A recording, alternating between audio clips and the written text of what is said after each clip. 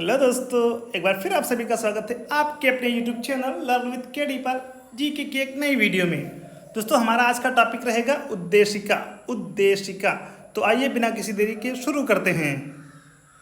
पंडित जवाहरलाल नेहरू द्वारा संविधान सभा में 13 दिसंबर 1946 को उद्देश्य प्रस्ताव प्रस्तुत किया गया। 22 जनवरी 1947 को उद्देश्य प्रस्ताव को संविधान सभा द्वारा अंगीकृत किया गया। उद्देश्य प्रस्ताव को ही परिवर्तित करके संविधान की प्रस्तावना उद्देशिका बनाई गई।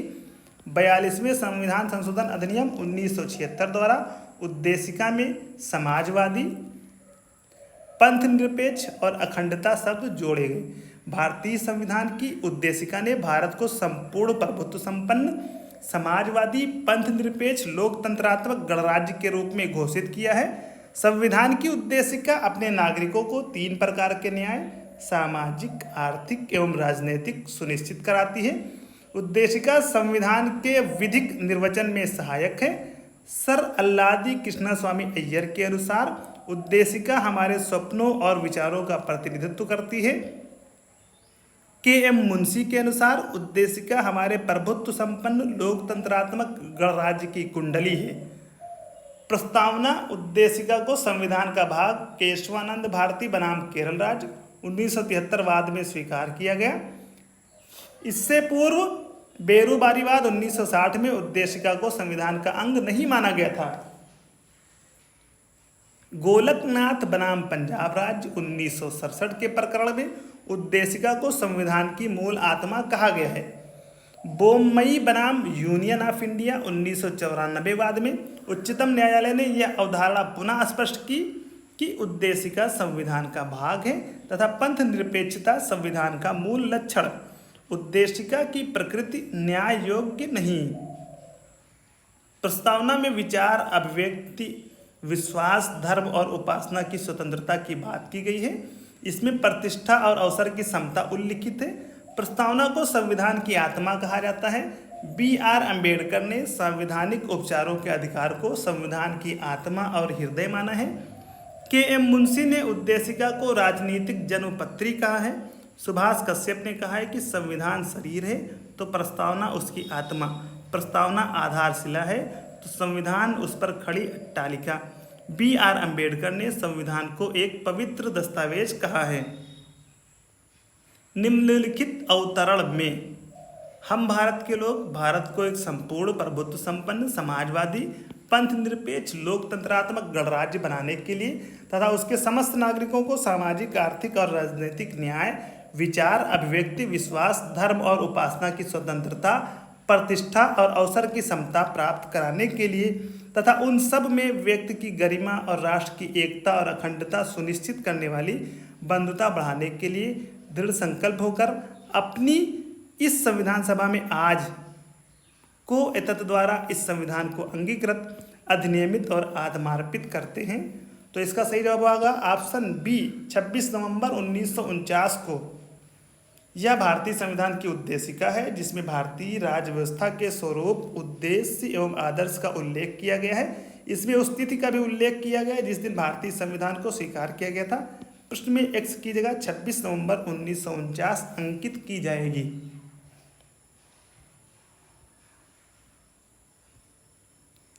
भारतीय गणतंत्र की 26/1/1950 को सही संवैधानिक वस्तुस्थिति क्या थी जब संविधान लागू किया गया था? ऑप्शन सी, संपूर्ण प्रभुत्व संपन्न लोकतंत्रात्मक गणराज्य। 26 जनवरी 1950 को भारतीय गणतंत्र की संवैधानिक वस्तुस्थिति भारतीय संविधान की तत्कालीन उद्देशिका के अनुसार संपूर्ण प्रभुत्व संपन्न लोकतंत्रात्मक गणराज्य की थी। समाजवादी, पंथ निरपेक्ष और अखंडता शब्द इसमें 42वें संविधान संशोधन अधिनियम 1976 की धारा 2 द्वारा जोड़े गए थे। 26 जनवरी 1950 को भारत की वास्तविक संवैधानिक स्थिति क्या थी? ऑप्शन बी, संपूर्ण प्रभुत्व संपन्न लोकतंत्रात्मक गणराज्य। भारत के संविधान के निर्माताओं का मत निम्नलिखित में से किसमें प्रतिबिंबित होता है? उद्देशिका में। भारत के संविधान के निर्माताओं का मत उद्देशिका में प्रतिबिंबित होता है। यह संविधान निर्माताओं की मना स्थिति को समझने की एक कुंजी है। यह संविधान निर्माताओं के सिद्धांतों एवं आदर्शों को प्रदर्शित करता है। संविधान की प्रस्तावना ने देश की नीति को आकार देने में प्रमुख भूमिका निभाई है। 13 दिसंबर 1946 को संविधान सभा के समक्ष जवाहरलाल नेहरू द्वारा प्रस्तुत उद्देश्य प्रस्ताव को 22 जनवरी 1947 को पारित किया गया। इसे ही परिवर्तित करके संविधान की प्रस्तावना के रूप में स्वीकार कर लिया गया। भारत के संविधान की प्रस्तावना में कितने प्रकार के न्याय, स्वतंत्रता, समानता एवं भ्रातृत्व का उसी क्रम में उल्लेख किया गया है? Option A 3, 5, 2, 1। भारत के संविधान की प्रस्तावना में 3 प्रकार के न्याय हैं, 5 प्रकार की स्वतंत्रता है, 2 प्रकार की समानता एवं 1 प्रकार के भ्रातृत्व का उल्लेख किया गया। अगला प्रश्न है, भारतीय संविधान की प्रस्तावना के सिलसिले में निम्नलिखित में से कौन सा क्रम सही है? दोस्तों, प्रश्न में दिए गए शब्द भारतीय संविधान की प्रस्तावना में वर्णित किए गए हैं। ये भारतीय राज्य व्यवस्था के स्वरूप का वर्णन करते हैं। इनमें से समाजवादी और पंथ निरपेक्ष शब्द मूल संविधान में नहीं थे। इन्हें 42वें संशोधन द्वारा जोड़ा गया। जोड़े जाने के पश्चात संविधान में इन शब्दों का निर्धारित क्रम है: सार्वभौम, सत्ता संपन्न, समाजवादी, पंथ निरपेक्ष, लोकतंत्रात्मक, गणतंत्र।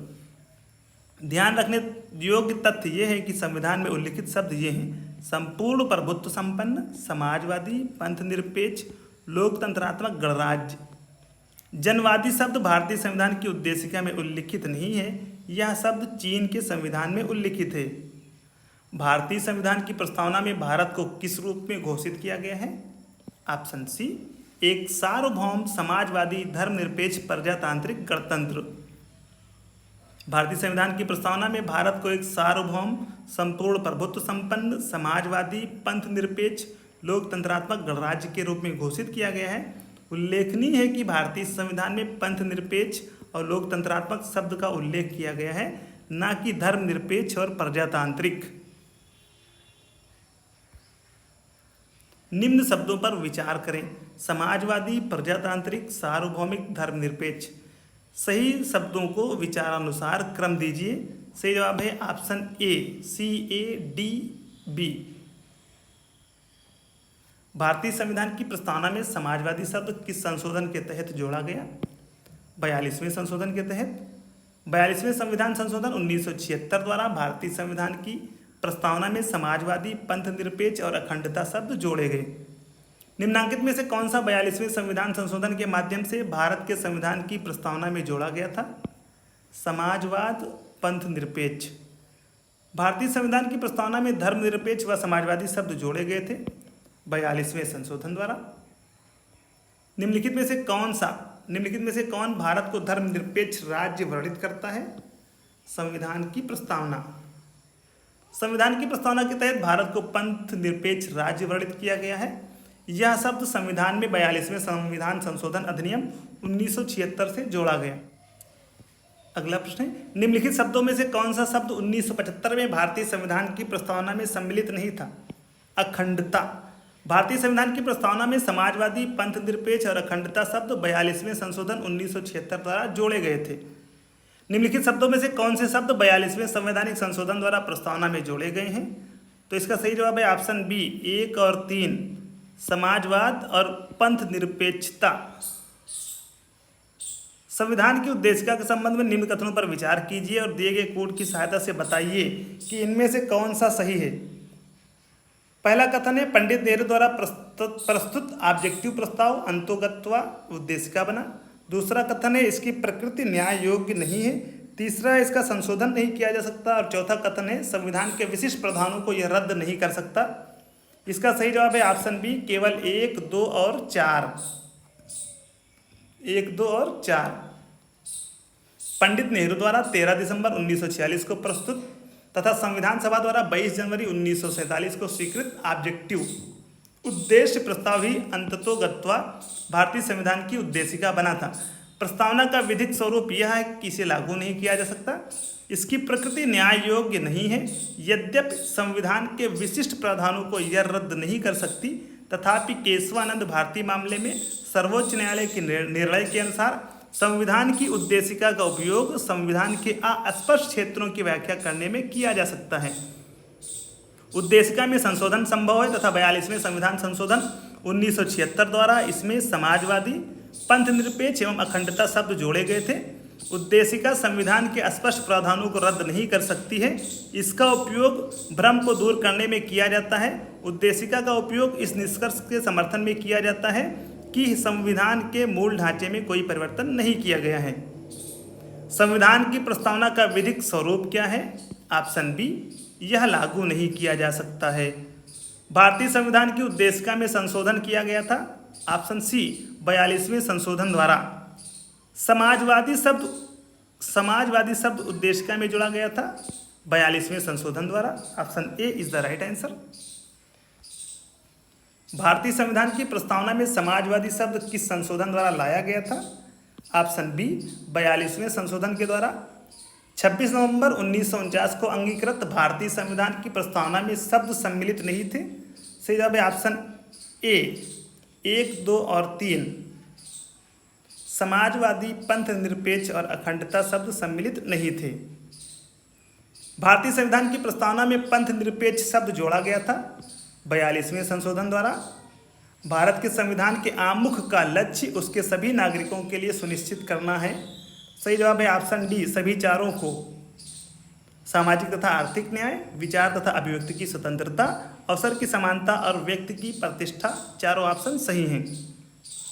दोस्तों, भारत के संविधान के आमुख प्रस्तावना का लक्ष्य उसके सभी नागरिकों को सामाजिक, आर्थिक और राजनीतिक न्याय, विचार, अभिव्यक्ति, विश्वास, धर्म और उपासना की स्वतंत्रता, प्रतिष्ठा और अवसर की समानता तथा व्यक्ति की गरिमा सुनिश्चित करना है। नीचे दो कथन है जिसमें एक कथन ए तथा दूसरे को कारण आर कहा गया है। कथन है, भारत एक संपूर्ण प्रभुत्व संपन्न समाजवादी धर्मनिरपेक्ष लोकतंत्रात्मक गणराज्य है। कारण है, इसे 42वें संशोधन 1976 द्वारा संपूर्ण प्रभुत्व संपन्न लोकतंत्रात्मक गणराज्य के स्थान पर प्रतिस्थापित किया गया है। तो दोस्तों, इसका सही जवाब है ऑप्शन ए तथा आर दोनों सही हैं। आर ए की सही व्याख्या है। भारतीय संविधान की प्रस्तावना के अनुसार भारत एक संपूर्ण प्रभुत्व संपन्न समाजवादी पंथ निरपेक्ष लोकतंत्रात्मक गणराज्य है। 42वें संविधान संशोधन द्वारा भारतीय संविधान की प्रस्तावना में समाजवादी, पंथ निरपेक्ष और अखंडता शब्द जोड़े गए। भारत में लौकिक सार्वभौमिकता है क्योंकि संविधान की प्रस्तावना आरंभ होती है हम भारत के लोग शब्दों से। Option D is the right answer. भारतीय संविधान की प्रस्तावना हम भारत के लोग, we the people of India शब्दों से शुरू होती है। अतः भारत में लौकिक सार्वभौमिकता है। इसका अर्थ है जनता सर्वशक्तिमान है और किसी बाह्य सत्ता के अधीन नहीं है। हम भारत के लोग, we the people of India शब्दों का प्रयोग भारतीय संविधान में कहाँ किया गया है? संविधान की प्रस्तावना में। सभी व्यक्ति पूर्णतः और समान रूप से मानव हैं, यह सिद्धांत जाना जाता है सार्वभौमिकता से। सभी व्यक्ति पूर्णतः और समान रूप से मानव हैं, यह सिद्धांत सार्वभौमिकतावाद के नाम से जाना जाता है। इस सिद्धांत के अनुसार सभी व्यक्तियों को उनके मानव अधिकार समान रूप से बिना किसी विभेद के उपलब्ध होने चाहिए। भारत के संदर्भ में निम्नलिखित में से कौन धर्मनिरपेक्ष शब्द का सही भाव व्यक्त करता है? ऑप्शन डी, भारत में राज्य का कोई धर्म नहीं है। भारत के पंथ निरपेक्ष धर्मनिरपेक्ष राज्य होने का सही भाव यह है कि भारत में राज्य का कोई धर्म नहीं है। तदनुसार सभी धर्मों को राज्य द्वारा समान प्रश्रय अपेक्षित है। निम्नलिखित में से कौन सा शब्द भारतीय संविधान की प्रस्तावना में उल्लिखित नहीं है? संघीय। Option D.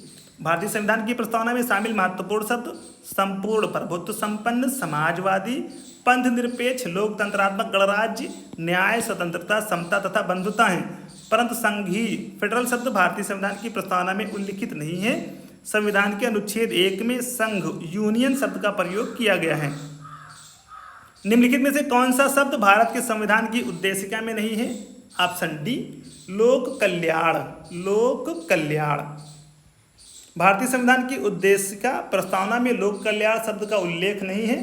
प्रस्तावना में प्रभुत्व संपन्न समाजवादी, पंथ निरपेक्ष लोकतंत्रात्मक गणराज्य शब्द हैं। इस प्रकार विकल्प डी सही उत्तर होगा। भारतीय संविधान की प्रस्तावना में निम्नलिखित में से किस स्वतंत्रता का वर्णन नहीं है? आर्थिक स्वतंत्रता का। भारतीय संविधान की प्रस्तावना में सामाजिक, आर्थिक और राजनीतिक न्याय, विचार, अभिव्यक्ति, विचार प्रकट करने, विश्वास, धर्म और उपासना की स्वतंत्रता तथा प्रतिष्ठा और अवसर की समानता का वर्णन है। परंतु आर्थिक स्वतंत्रता का इसमें उल्लेख नहीं है। निम्नलिखित में से कौन भारतीय संविधान की प्रस्तावना में उल्लिखित नहीं है? धार्मिक न्याय। Option D is the right answer. संविधान की प्रस्तावना के बारे में कौन सा कथन सही है? सही जवाब है ऑप्शन ए, समाजवादी धर्मनिरपेक्ष शब्द 1950 में लागू संविधान के अंग नहीं थे। समाजवादी एवं धर्मनिरपेक्ष पंथ निरपेक्ष शब्द वर्ष 1950 में लागू मूल संविधान के अंग नहीं थे। ये शब्द वर्ष 1976 के 42वें संविधान संशोधन अधिनियम की धारा 2 द्वारा 3 जनवरी 1977 से जोड़े गए। भारतीय संविधान का कौन सा भाग संविधान की आत्मा कहलाता है? ऑप्शन सी, उद्देशिका। दोस्तों बहुत ही महत्वपूर्ण प्रश्न है, देखिए कितनी परीक्षाओं में पूछा गया है। भारतीय संविधान का कौन सा भाग संविधान की आत्मा कहलाता है? उद्देशिका। भारतीय संविधान की उद्देशिका को संविधान की आत्मा कहा जाता है। के.एम. मुंशी ने इसे राजनीतिक जन्मपत्री, सुभाष कश्यप ने कहा कि संविधान शरीर है तो प्रस्तावना उसकी आत्मा, प्रस्तावना आधारशिला है तो संविधान उस पर खड़ी अट्टालिका। लोक सेवा आयोग उत्तर प्रदेश ने भी इस प्रश्न का उत्तर उद्देशिका को माना है। ज्ञातव्य है कि डॉक्टर बी आर अम्बेडकर ने संवैधानिक उपचारों के अधिकार को संविधान की आत्मा और हृदय कहा। अतः यदि अम्बेडकर के संदर्भ में यह प्रश्न है तो इसका उत्तर विकल्प डी होगा। निम्नलिखित में से किसने भारतीय संविधान की प्रस्तावना को हमारे संप्रभु प्रजातांत्रिक गणतंत्र की जन्म कुंडली कहा है? Option D, KM. Munshi. KM. Munshi ने भारतीय संविधान की प्रस्तावना को हमारे संप्रभु प्रजातांत्रिक गणतंत्र की जन्म कुंडली कहा है। संविधान को एक पवित्र दस्तावेज किसने कहा? बी आर अम्बेडकर ने। बी आर अम्बेडकर ने भारतीय संविधान को एक पवित्र दस्तावेज कहा। 29 अगस्त 1947 को संविधान सभा ने बी आर अम्बेडकर की सदस्यता में 7 सदस्यीय प्रारूप समिति का गठन किया था। किस वाद के फैसले में सर्वोच्च न्यायालय ने सर्वप्रथम घोषित किया कि उद्देशिका संविधान का हिस्सा नहीं है? Option A, Berubari. Berubari union के विवाद 1960। बेरूबारी यूनियन के बाद 1960 में सर्वोच्च न्यायालय ने सर्वप्रथम घोषित किया कि उद्देशिका प्रस्तावना संविधान का अंग नहीं है। केशवानंद भारती बनाम केरल राज्य के बाद 1973 में सर्वोच्च न्यायालय ने उपर्युक्त निर्णय को पलटते हुए उद्देशिका प्रस्तावना को संविधान का भाग मान लिया। निम्नलिखित में से किस वाद में उच्चतम न्यायालय ने धारणा प्रस्तुत की कि उद्देशिका संविधान का भाग है? तो इसका सही जवाब है ऑप्शन सी, बोम्मई बनाम यूनियन ऑफ इंडिया। प्रश्नगत वादों में से बोम्मई बनाम यूनियन ऑफ इंडिया के मामले में उच्चतम न्यायालय ने कहा कि उद्देशिका संविधान का भाग है तथा पंथ निरपेक्षता संविधान का मूल लक्षण। केशवानंद भारती बनाम केरल राज्य के मामले में भी बहुमत से दिए गए निर्णय में उद्देशिका को संविधान का भाग माना गया था। निम्नलिखित विवादों में से किसमें सर्वोच्च न्यायालय ने प्रस्तावना को भारतीय संविधान की मौलिक संरचना का भाग स्वीकार किया है? ऑप्शन डी, केशवानंद भारती विवाद में। केशवानंद भारती बनाम केरल राज्य 1973 के मामले में सर्वोच्च न्यायालय ने प्रस्तावना को भारतीय संविधान की मौलिक संरचना का भाग स्वीकार किया। सर्वोच्च न्यायालय के शब्दों में हमारे संविधान का प्रासाद उद्देशिका में वर्णित बुनियादी तत्वों पर खड़ा है। यदि इनमें से किसी भी तत्व को हटा दिया जाए तो सारा ढांचा ही ढह जाएगा, अर्थात संविधान वही नहीं रह जाएगा, अर्थात अपना व्यक्तित्व व पहचान खो देगा। भारतीय संविधान की प्रस्तावना में जिन आदर्शों एवं उद्देश्यों की रूपरेखा दी गई है उनकी व्याख्या की गई है। ऑप्शन सी, मूल अधिकारों, राज्य के नीति निर्देशक सिद्धांतों एवं मौलिक कर्तव्यों के अध्याय में। भारतीय संविधान की प्रस्तावना संविधान के उद्देश्यों को प्रतिबिंबित करती है। संविधान का मुख्य उद्देश्य भारतीय जनता को सामाजिक, आर्थिक एवं राजनीतिक न्याय तथा विचार, अभिव्यक्ति, विश्वास, धर्म और उपासना की स्वतंत्रता एवं प्रतिष्ठा और अवसर की समानता प्राप्त कराना है। व्यक्ति का उत्कर्ष कहीं संपूर्ण राष्ट्र के उत्कर्ष में बाधक न बन जाए, इसलिए संविधान में बंधुत्व की भावना पर भी बल दिया गया है। इस प्रकार प्रस्तावना में जिन आदर्शों एवं उद्देश्यों की रूपरेखा दी गई है उनकी व्याख्या संविधान में आगे मूल अधिकारों, राज्य के नीति निर्देशक सिद्धांतों तथा मौलिक कर्तव्यों के अध्याय में की गई है। निम्नलिखित में से कौन सा एक भारतीय संविधान के उद्देश्यों को प्रतिबिंबित करता है? ऑप्शन बी, संविधान की प्रस्तावना। भारत के संविधान की उद्देशिका में कितने प्रकार के न्याय की व्यवस्था की गई है? 3 प्रकार के न्याय। भारत के संविधान की उद्देशिका में 3 प्रकार के न्याय की व्यवस्था की गई है। वे हैं सामाजिक, आर्थिक और राजनीतिक न्याय। सामाजिक न्याय से तात्पर्य है कि प्रत्येक नागरिक के साथ जाति, रंग, धर्म, लिंग के आधार पर बिना कोई भेदभाव किए समान व्यवहार। आर्थिक न्याय से तात्पर्य है कि आर्थिक आधार पर किसी के साथ भेदभाव न होना। तथा राजनीतिक न्याय है कि प्रत्येक नागरिक को समान राजनीतिक अधिकार प्राप्त होंगे। भारतीय संविधान की प्रस्तावना में इसके सभी नागरिकों को कौन सा न्याय प्रदान करने की व्यवस्था की गई है? ऑप्शन डी, सामाजिक, आर्थिक व राजनीतिक न्याय। भारत के संविधान के उद्देश्यों में से एक के रूप में आर्थिक न्याय का किसमें उपबंध किया गया है? ऑप्शन बी, उद्देशिका और राज्य के नीति निर्देशक तत्व में। यह प्रश्न पूछा गया था IAS प्री 2013 में। भारतीय संविधान की उद्देशिका और राज्य की नीति निर्देशक तत्व आर्थिक न्याय की परिकल्पना एवं उद्देश्य का उपबंध करते हैं। भारत के संविधान की उद्देशिका, सही जवाब है ऑप्शन डी, संविधान का भाग है किंतु उसके अन्य भागों से स्वतंत्र होकर उसका कोई विधिक प्रभाव नहीं है। ये प्रश्न है IAS प्री 2020 का। केशवानंद भारती बनाम केरल राज्यवाद 1973 में सर्वोच्च न्यायालय की वृहत संविधान पीठ ने यह निर्णय दिया कि उद्देशिका संविधान का भाग है। ऐसा सर्वोच्च न्यायालय ने इन री बेरुबारी यूनियन 1960 के प्रकरण में दिए गए निर्णय अर्थात उद्देशिका भारत के संविधान का भाग नहीं है को उलटते हुए दिया। इस प्रकार यद्यपि उद्देशिका संविधान का भाग है तथा संविधान के अन्य भागों के निर्वचन में इसकी सहायता ली जा सकती है, किंतु संविधान के अन्य भागों से स्वतंत्र होकर उद्देशिका का कोई विधिक प्रभाव नहीं है। संविधान में दिया गया आमुख, तो सही जवाब है दोस्तों। आइए देखते हैं क्या कह रहा है। संविधान, भारतीय संविधान के आमुख को ही उद्देशिका कहा गया है। प्रश्न में उद्देशिका संबंधी सभी चारों कथन सत्य हैं, परंतु किसी भी विकल्प में सभी कथन सम्मिलित नहीं है। यह भी ध्यातव्य है कि कोई भी विकल्प अनन्य नहीं है, अर्थात किसी भी विकल्प में केवल विशेषण स्रोत पर नहीं लगता। इसीलिए हम उस विकल्प का चयन कर सकते हैं जिसमें अधिकतम कथन शामिल किए गए हों। इस दृष्टि से विकल्प सी तथा डी समान रूप से चयन किए जाने योग्य हैं। निम्न में से कौन सही है? सही जवाब है ऑप्शन सी, सामाजिक समानता संविधान में प्रत्याभूत है। संविधान के अनुच्छेद 14 से 18 के तहत प्रदत्त समता के अधिकार के विभिन्न प्रावधानों के तहत सामाजिक समानता प्रत्याभूत की गई है।